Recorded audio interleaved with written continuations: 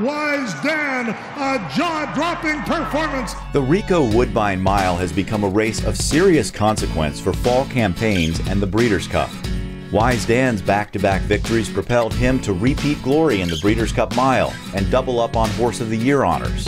But the three Woodbine Mile winners before that, Tour Allure, Court Vision, and Ventura, either won or finished second in a Breeders' Cup race. Oh, they hit it together, 2 times for Court Vision, Tour Allure. I think this is a very important race, the one race that brings the best horses here to Woodbine. While this year's mile lacks the star power of Wise Dan, it makes up for it in competitiveness. The field of 11 goes deep.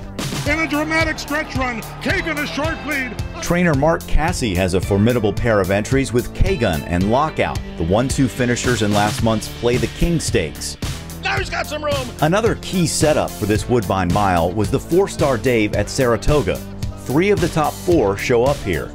Jack Milton will try to turn around Todd Pletcher's recent fortunes at Woodbine. He's won for his last 10 graded stakes. Grand Arch leads a trio of Brian Lynch trainees. He won the Grade 2 King Edward at Woodbine in June. And Grand Arch got it! Grand Arch! Lynch also sends out long shots Dorset and Silver Freak, who looks to be a danger up front, along with Ansel and Bobby's Kitten, the only 3-year-old in this year's field.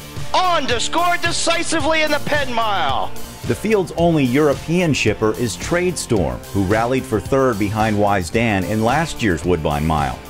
And a couple of locals round out the entries, River 7, who trounced a field last fall that included Grand Arch, and His Race to Win, the winner of the Grade 3 Seagram Cup in his last start. And he just swooped them! One thing about this race, it attracts a variety of distance types. It's a big sweeping turn, it's a little bit downhill.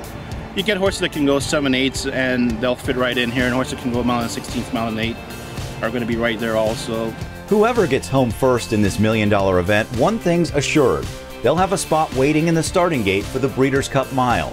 Win, and you're in. In Toronto, I'm Scott Jagow for the Pollock Report.